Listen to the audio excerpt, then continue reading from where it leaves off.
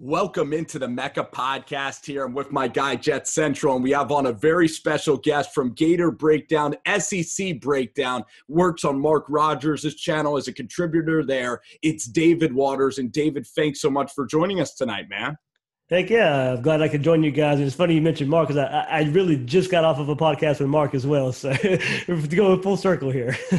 You're hopping around tonight. And the funny thing is, David, with guests, it's so rare to actually get them to join this video stream. We'll mostly have to do like phone interviews because all the old school journalists, man, oh, I know. They don't know about these streams. But your channel, it's all live streams. It is. I do YouTube Live on Gators Breakdown. We during the season, it was episode on Sunday to do a game recap, an episode on Monday night, and an episode on Wednesday night. So we're really busy during the season, and definitely busy during this past week with the hiring of Dan Mullen. It's been really, really busy covering that and all that good stuff. But yeah, technology is changing everything. It's making it easier for guys like us to want to get out there and spread our word, and people are catching on to it. So yeah, things like YouTube and things like what we're doing here is really helping us guys out. Absolutely. Awesome stuff. So Ian, I'm going to let you ask a question in a bit. Or no, you're just going to watch the whole interview and I'll just take it. No. I figured I was just going to be asking the questions and you're just going to sit there and watch. Yeah, me and you are going to be battling throughout. But David, on Sunday, you wake up, it's 10 o'clock. I mean, you have sources inside of Florida. So, Chip takes UCLA. I guess maybe this all happened Sunday. Take us back to Sunday and then tell us about the Scott Frost rumors and the whole process of finding out Mullen. Take us back to Sunday. I want to hear what David Waters was doing on Sunday. Let me take you back to Saturday a little bit first, because Saturday morning we wake up and, we're getting ready for Florida State game, Florida State, but everything is still heavy of a coaching search. And there was a lot of sources out there. Gator through the Gator side is, hey, look, now it's turning. Chip Kelly's probably not coming to Florida. After days before that, it was kind of, all right, Chip Kelly's getting Florida. It was floated out there, and I still believe through my sources there was some type of an agreement between Chip Kelly and Florida. There was somewhere along the way there was an agreement, and I know Chip Kelly's come out and said I had no offer from Florida. That's not true. He did have an offer from Florida. There was some type of an agreement. But it does look like UCLA was going to be his ultimate destination anyway. So Saturday comes around, game day announces Chip Kelly's going to UCLA, and the Florida State game's at noon. But the coaching search is still the hot topic, even more so than the game, as Felipe Franks was throwing pick sixes left and right. So Gator fans were ready to move on to okay, who's our next coach going to be? So Saturday night rolls around, Oregon's playing. Hey, how about this Willie Taggart guy? I got some sources that says, hey, if Florida would have offered him, Willie Taggart would be the next head coach of Florida. But, okay, so go to sleep Saturday night. I'm thinking, okay, you know what? Willie Taggart might be the guy. Wake up Sunday morning, start doing some yard work and along the lines of them, start checking my phone, and Florida's close to a deal with Dan Mullen. Okay, well, this kind of came from nowhere. Scott Strickland kept this one close to the vest. And you know what? When Jim McElwain was fired and I made my original coaching list, Dan Mullen was near the top. He was my top 2 or 3 because of his ability to get something out of quarterbacks, his experience in the SEC, his experience as an offensive coordinator at Florida. He was an ideal choice to get Florida turned around, and especially on the offensive side of the ball. So, the Scott Frost thing, there was something to it. I believe, he probably wouldn't give Florida a straight answer. I don't know if he ever told Florida a straight no, but I think Florida could read the tea leaves and says, you know what? I think we don't have time to wait on Scott Frost. He could have told him no. He probably did. But if he didn't, Florida still couldn't wait around for him. And I think that's why it kind of sped up with Dan Mullen. I gotcha. David, I actually had a quick question for you regarding the head coaching position. But, when the Gators fired Jim McElwain, what was your kind of mindset? Because being from Florida, I've talked to a lot of Gator fans. I actually talked to a lot of Seminoles fans too. And the consensus that I got from most Gators fans was, big picture, McElwain was a pretty good coach. You guys got to SEC championship games, I believe, back-to-back. Correct me if I am wrong. Yeah. But, dominant defenses, tons of NFL talent. big picture, he was a great coach. But it's funny because every time I talk to a Gator fan, they're like so happy that McElwain's gone. Kind of take me through, your mindset when you heard the news that he was kind of on the way out. And overall, are you happy with that decision? Yeah, I mean, you mentioned the defenses, and you go back. Who recruited those defenses? Will Muschamp. Those guys left, and you saw the defense kind of falter just a little bit. It was still a good defense this year, but it wasn't the elite defense that you knew Florida to be. Right. Jim McElwain was hired. And yes, he's a head coach, but he was hired to fix the offense. The offense never took off under Jim McElwain. Whether you had the first 6 games with Will Grier his first year. Look, they won some games. They were 6-0. But the offense was just okay. They had the one dominant game against Ole Miss, but that's really all you could point to in the whole Jim McElwain era of that's what he could hang his hat on an offense. But after that, couldn't develop Treon Harris. Luke Del Rio was injured and could never really take off. You had Austin Appleby, who was a grad transfer. He was gone. You had a quarterback, you and Doug Nussmeier pinpointed to be the guy in Felipe Franks. He never took off either this year. And then you had the whole death threat saga after a bye week, going into the Georgia week, the Monday before that. And that really opened some eyes. And, I started asking around to people around Gainesville. And it was really surprising to me to start hearing, hey, look, Jeremy Foley, former athletic director Jeremy Foley, about midway through year 1, he had buyer's remorse with Jim McElwain. Jim McElwain didn't get along with the athletic administration around Florida. He kind of thought he was a little bit higher of himself than he should have been. He didn't get along with others. Took a shot at the administration through the media a lot of the time, and he irked people the wrong way. He rubbed people the wrong way, and then the death threats thing. You know what? Every school has that in a way that doesn't excuse it, but it was kind of a convenient excuse at that point for Jim McElwain.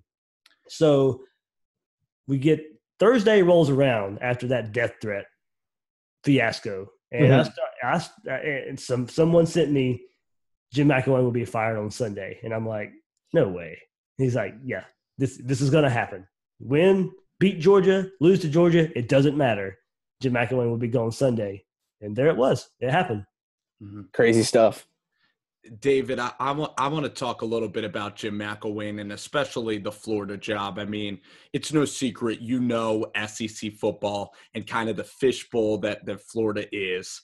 And like, as ridiculous as it sounds, like guys from the Northeast, like I'm from the Philadelphia area.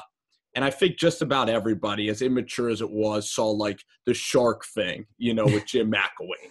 And that's what people – and an SEC coach, they're going to have that sort of thing happen all the time. Your family has no privacy, especially if you're a Gator football coach in Florida. You're one of the most important people in the state. And even Jim McElwain was really bothered by that. At times he did seem like he was above Florida. So I'm going to ask you, how big of a factor was the fit with Jim McElwain personality-wise at Florida? And then you look at a guy like Chip Kelly, and did you have those concerns because Chip is kind of an introvert? And you even saw the Dan Mullen getting off the plane yesterday. He has like 50 people at the airport. That's such a part of the job, isn't it, in SEC football, David? Oh, yeah, it is. I mean, and then Mullen gets off the plane with a big old smile and Gator chomping as soon as he gets off the plane. But you know what? He was here for 4 years as the offensive coordinator. He gets it. He understands what the lifestyle of a Florida head coach is. But, yes, it got the best of his head coach at Florida, Urban Meyer. Urban Meyer put the pressure on himself of having to win 9-10 games and compete for national championships year in and year out. He gets beat by Nick Saban in the SEC championship game, and everything falls apart right before our eyes under Urban Meyer. But, yeah, you're right. I mean, McElwain comes in as kind of the folksy, all shucks kind of guy. And the shark thing, you really can say the shark photo over the summer, it kind of kickstarted everything as to a downhill trend of where everything went. And he had to deal with it with the local Gainesville media, and it kind of died down a little bit. And it was brought up at SEC Media Days right in July before the season starts. And then, yeah, you know what? You're right. You mentioned the SEC fishbowl. I mean, it's what happens to SEC coaches. How many times have we seen the meme and the picture of Bobby Petrino in a neck brace when he was cheating on his wife with in a motorcycle wreck, and you see game day. Yeah, you see game day signs, and as soon as I saw that, I was like, oh, Jim McElwain's gonna get roasted every. Jim McElwain's done. How about the LSU homecoming? That's so like petty. It would be like a non-story. He made it out to be like a tremendous deal. He ripped the administration there over homecoming. Yeah, he was like, "Oh, I had no idea. I was vacationing in Wyoming. I had no idea that they were doing that." You're the head coach of Florida. I mean, if you didn't, okay, well, that's probably a bad sign in the first place. But it's just, going back and looking at it, it was such a bad fit just because he didn't seem to take the important things of being the Florida Gator coach serious enough. Yeah, I hear you on that. I actually remember, when McElwain was hired by UF, I think he was with Colorado State, and they were good, right? They had, I believe, Garrett Grayson at quarterback and whatnot. They put up points, but I remember from going, like, just seeing that news that the Colorado State head coach all of a sudden becomes the gets the head coaching gig at UF. Like, I was shocked. Like, he just got a huge promotion. I mean, Colorado State, they were good, but they were never really just dominating on like a group of 5 level, kind of like a Houston was with Tom Herman or anything like that. So I was just shocked when I heard that news. Yeah. You know what? And a lot of it was because he was the offensive coordinator under Nick Saban. And how many times have we seen teams want to copy the Bama mold? You can't do it. It's Nick Saban has his style of doing things. People try to copy it, and it doesn't work. It does not work, and especially at Florida. What is Florida known for? Since Steve Spurrier came in 1990, high-flying passing attack, spread the field, get that Florida speed, and everybody knows they can recruit the 4- and 5-star athletes, the guy that runs 4.3 everywhere on the field, spread them out and do it. But no, Will Muschamp tried to come in and build a phone box, a phone booth type of offense and bring everybody together and try and run power style. No, that wasn't working. Jim McElwain didn't want to spread the field too much, couldn't develop a quarterback, wanted to run a pro style of offense. That just doesn't work at Florida. You need to spread it out, use the speed, use some creativity. And Florida fans are happy with the fun and gun and throwing the ball 40, 50 yards down the field. It was just so conservative under the two, what's quote-unquote Saban guys of Will Muschamp and Jim McElwain that, look, you don't have to be Bama. Be Florida. Yeah. Be Florida. Florida's proven enough times under Steve Spurrier and under Urban Meyer, if you get Florida and you be Florida, that's good enough. Yeah, embrace your roots, kind of. Yeah, exactly. There's too much speed in the state of Florida to try and run power style. I mean, look, high schools don't run that anymore. You have to have some spread some spread options, some spread elements in these offenses because that's what these high school kids are running now. So Bama can do it. It's a whole different monster when you're recruiting 4 and 5 stars like they are, and he's been there for so long and got that system down to a science of what Nick Saban does. You know what? He can do it, but don't try and copy it. Hey, Dave, you look at Scott Strickland, and of course, like just up north in Knoxville, I mean, that situation, you almost probably feel bad for the Tennessee Vols with them getting psyched out like every single day. Like, I don't know if you watch WWE, but Tennessee's like a ladder match where like it's like Shiano's trying to get the ladder, and then like here comes Gundy, and here comes all these other guys. But you must be blessed to have Scott Strickland. Like, Scott Strickland seems like the most happy-go-lucky guy. Even when he's trying to talk seriously, he always has like a charming smile on his face. I don't know if you kind of realize that. But Strickland, I just thought that the transition was so smooth. And Dan Mullen seems to be so happy to be back at Florida. He's already trying to recruit Justin Fields. How much better did the press conference make you feel? And how excited are you that he says, relentless intensity, we're going to play sideline to sideline? Like, how stoked are you about that press conference and the whole Justin Fields and next year with Dan Mullen? Yeah, you go look at it. Well, you mentioned Tennessee, and I'll kind of go that. Hey, Florida may have started that because it probably looked like Dan Mullen was Tennessee's first choice. And then Florida comes in and gets Dan Mullen. And that forces them to go the Schiano route. And then all hell breaks loose after that. You know, the Schiano thing happens in Tennessee's ever since then is fighting its own self with this Mike Gundy and Jeff Brom and all the other coaches that they went after who's now declined to go there. In a way, Florida has started that. Look, I got some Tennessee friends, you know, and another thing is, yes, it's funny in a way being a Gator fan and poking fun at Tennessee, but you know what? College football's funner when your rivals are good. And, you know, these last few years of these close Florida-Tennessee games, I've been in the swamp when Will Greer went to Antonio Callaway and beat him at the end. And I was in the swamp when Felipe Franks does a Hail Mary to Tyree Cleveland and catches it in the end zone. Those are some fun games. So, yeah, you want your rivals to struggle, but you also want some good games to go along with that. But, you know, heading forward to Dan Mullen and his press conference, look, he said all the right things. It's hard for a new coach to lose a press conference. It just is. You know, it's set up to get everybody excited. But he talked about developing quarterbacks and catering to quarterbacks and fixing the offense. He mentioned, you know, Coach Spurrier a lot. And you know, a lot of the older Gator fans will remember that. You know, they love Steve Spurrier. Steve Spurrier is Florida. And the more times you can mention his name, the better. But, you know, he said the right things. And him and Scott Strickland both pointed out strength and conditioning will be a big feature at Florida. And it was not under Jim McElwain. And to me, it was a subtle shot of the previous regime failing in that department.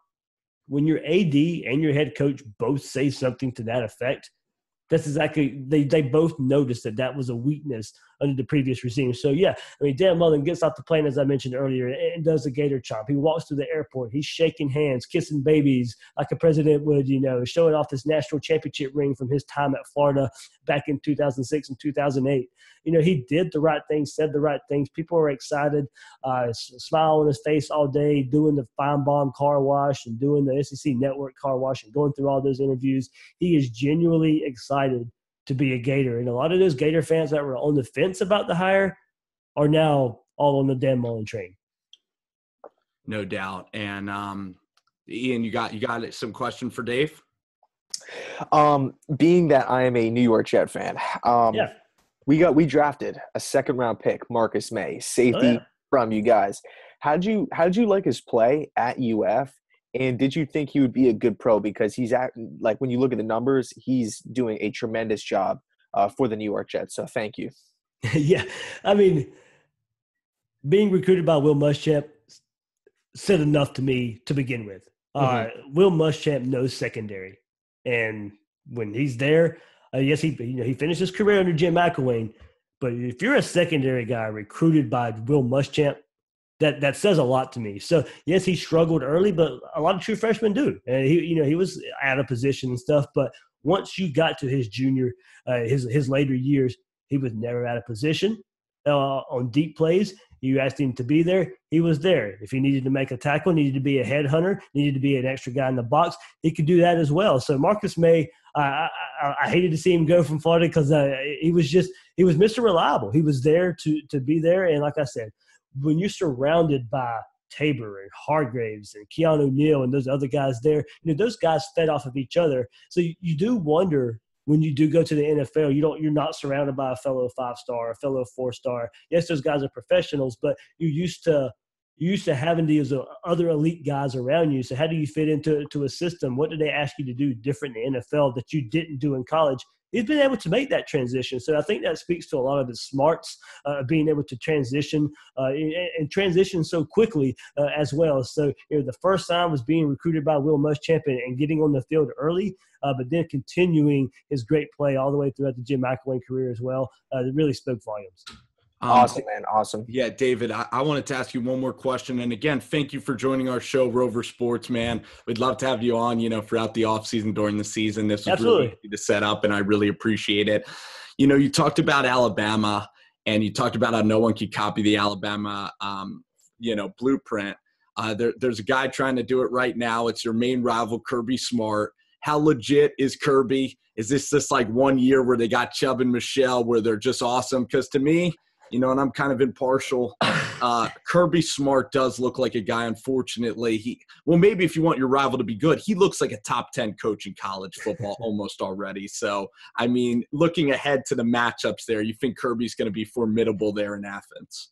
I think he will be. And one thing I can say about him of why he can kind of copy the Alabama mold, he was there for so long under Nick Saban. He waited for a job like Georgia to go there. So he learned for so long under Nick Saban.